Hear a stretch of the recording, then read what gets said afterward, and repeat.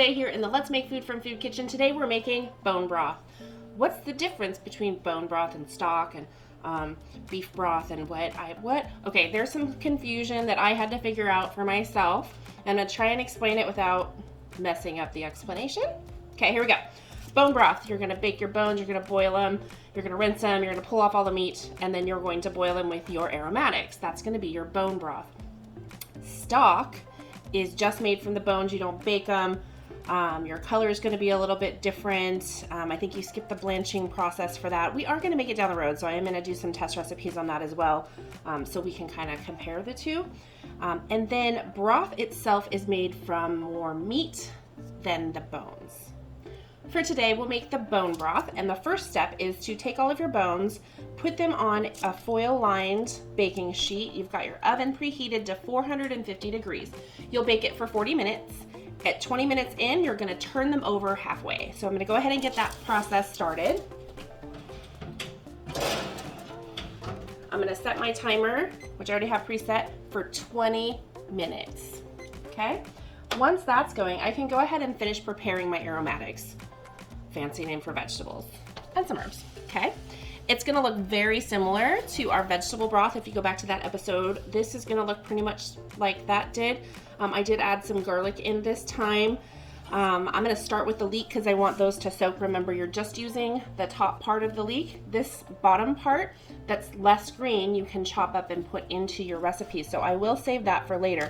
I just want the dark green tops for this. So I'm gonna take this and just set it aside to use later.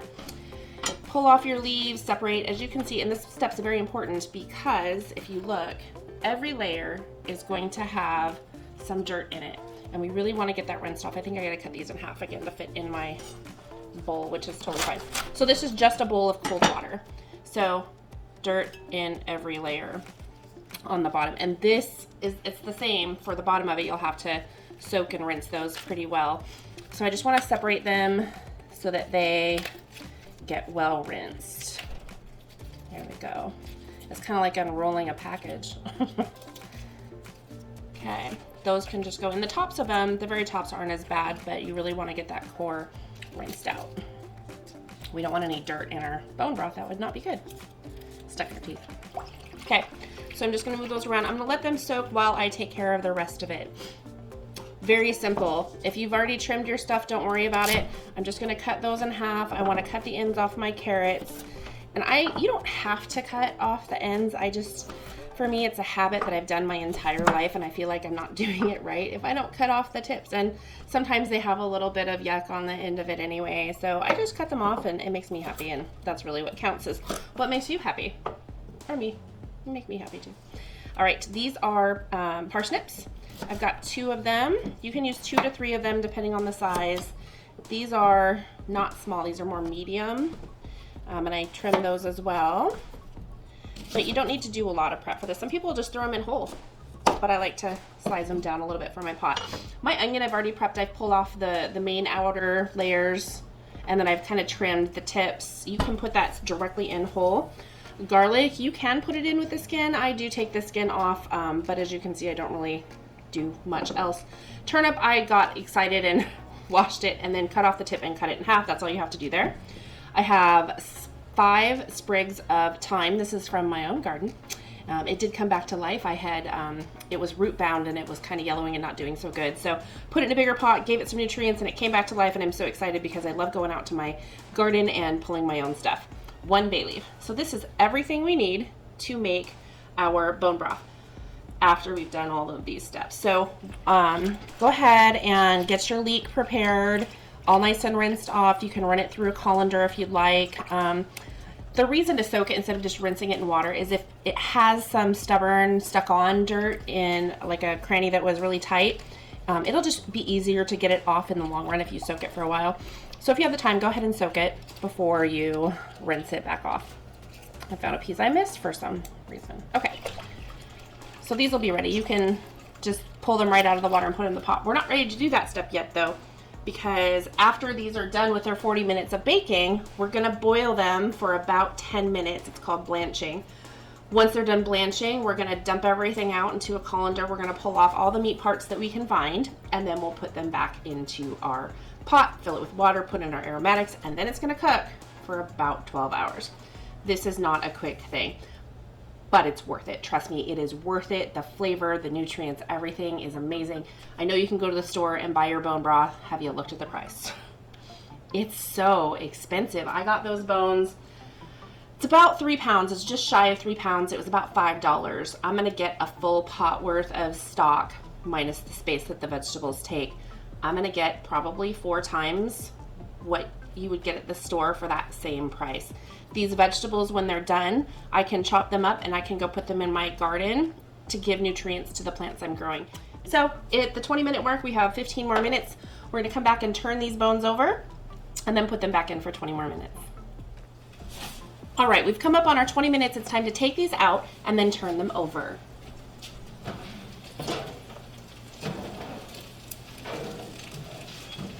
That is hot.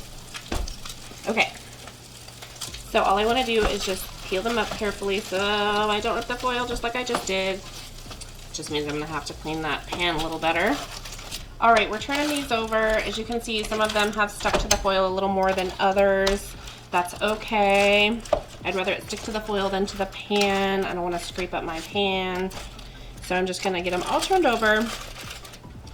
Probably gonna have to do a little extra cleaning on my pan because it's gonna seep through now, which is also okay. Did I do that one? No. All right. There we go.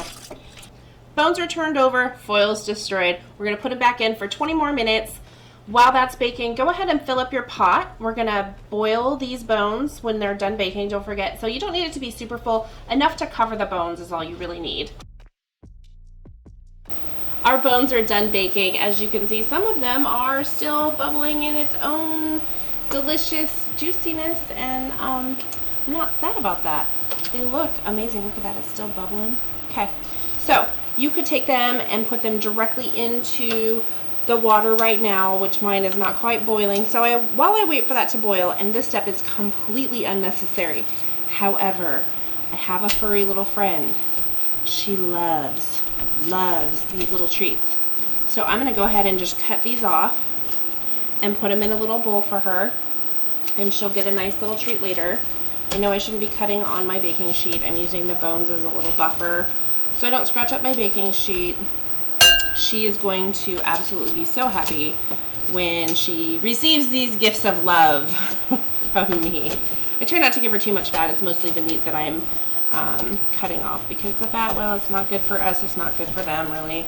So she gets the crispy little meat parts and the rest boils out. So I'm just going to do that. My water's almost boiling, so she gets what she gets, I suppose. We have an Irish Wolfhound. Does anybody else out there have an Irish Wolfhound? They are big teddy bears, lovable.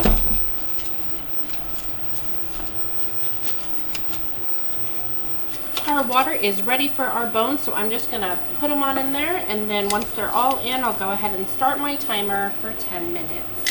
While it's boiling, I'll get a colander ready in my sink and get that set up.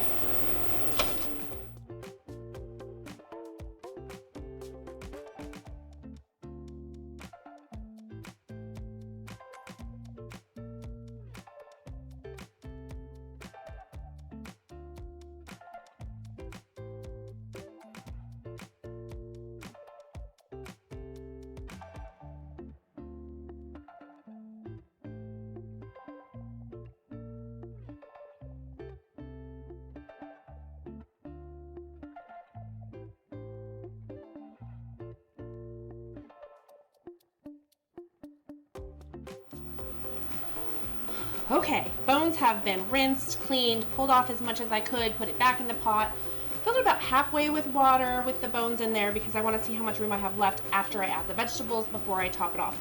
This is everything that I cleaned off after the boiling process, so it's quite a bit. You want to get as much off as you can. Fun tip, don't stab yourself. Kind of did that, hurt a little. Not a flavor you want in your stuff. Luckily, I caught it and moved stuff aside. Okay, I digress. Here we go. We are just gonna put our aromatics in there. I have my whole onion going on there, my turnip, large garlic cloves, is it with recipes and like 1 clove of garlic? What are you trying to do? Nothing? Oh. Anyway, thyme, bay leaf, my parsnips are going right on in there. Everything's just happy floating away, except my little trimmings here, which I'm going to put in my garden pots. So the last step is these leek tops. I almost couldn't think about like the green things, the stuff that, okay, I do that sometimes. I think it's an age thing. Ooh, we got a little hitchhiker in there. I'm gonna put that right there because he'll compost too. Ew, sorry. Okay, we're just gonna rub our hands over these, rinse them out, make sure that we've got the dirt out of them, and start putting them in our pot. I did rinse these. I dumped out the initial water, rinsed them, filled it back up, let them soak some more. I just want to make sure that I'm getting the dirt out of there really well. So there's a little spot that's stubborn, just scrape that off. So once you're done with all of that, you're going to bring this back up to a boil. You're going to make sure everything is completely covered with your water. You can fill it almost all the way to the top. If you go completely to the top, it's probably going to boil over and make a mess everywhere, so maybe leave a couple inches of headspace. You are going to bring it to a boil. Then once it's boiling, turn it down, keep it at a boil, but just so you don't want it to simmer, but you also don't want it a full boil. So just keep your temperature up high enough so that it'll continue to boil. You're going to do that for 12 hours. Start this early in the morning. You can let it go overnight. I am scared to leave anything cooking, even in a crock pot. I don't like to let things go overnight. It just makes me nervous and then I don't sleep. So I'm going to top this off with water. I'm going to bring it to my boil. I'm going to check it and stir it at least every hour or so. Try and be consistent with that. Stir it up, check your water. The water will reduce down. That's fine. You're going to top it back off all the way up until that last hour. When your stock is done, you should still have about 75% of the liquid in there before you strain it. So keep topping it off as you stir it. Don't let it go down too far. We don't want to start scalding things on the bottom, which is part of the reason we stir it. So I'm going to let that go, and I'll see you in 12 hours. Don't forget to stir. This bone broth has boiled and boiled and boiled. I've stirred it. I've topped it off a couple of times, and I am going to turn it off and move on. So let's see what we've got. We want to get rid of our bones and vegetables out of here. I don't want to hold on to that bowl because it's going to be hot. I should have set this up differently for myself, but I didn't. So I'm just going to start removing my vegetables, and the only reason I'm using 2 separate bowls for this is because I want to use the vegetables in my dirt in my garden. I'm going to chop them up a little bit after they cool off. I'm going to put them in some of the soil for the new pots that I'm building. I watched this really cool video on how to do self-watering tubs, and it's working really well. I can tell the difference between the two. I shouldn't talk about gardening. This isn't a gardening show. Sorry. So I'm just going to put bones in one bowl and veggies in another.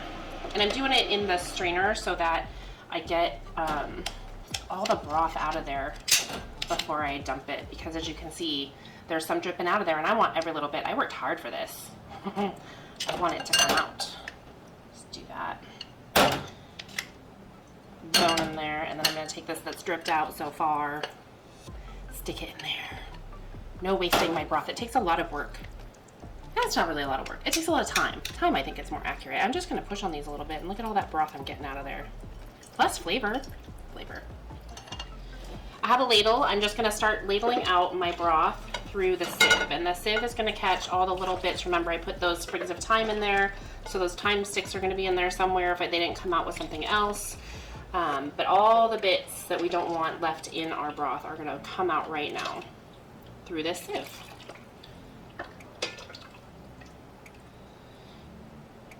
So you'll notice, if you're looking at my bowl, move that out of your way, that my broth is not brown. Why is it broth brown? Isn't broth brown? No, it's not. If you're making actual broth from the meat, it'll have a brown color. It's not going to be that brownish color that you're used to seeing out of the grocery store broths, because they add color. Look at the label. It says caramel color added. Yeah, that's why it's as brown as it is.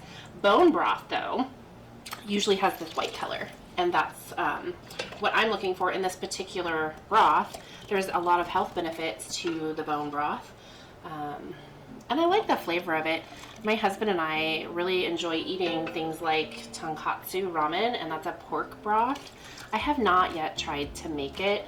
I think eventually I'll get there, and once I have a recipe down that I feel confident and comfortable with, as much as I can be, then I'll go ahead and make that. I've been making pho for a long time, and I've always cheated and just used canned broth instead of boiling down the bones like you're supposed to, but that's the next step for me, is to start making that recipe with the actual bones to make the broth from. So be looking for that as well. It's really not as hard as it might seem. It's pretty simple.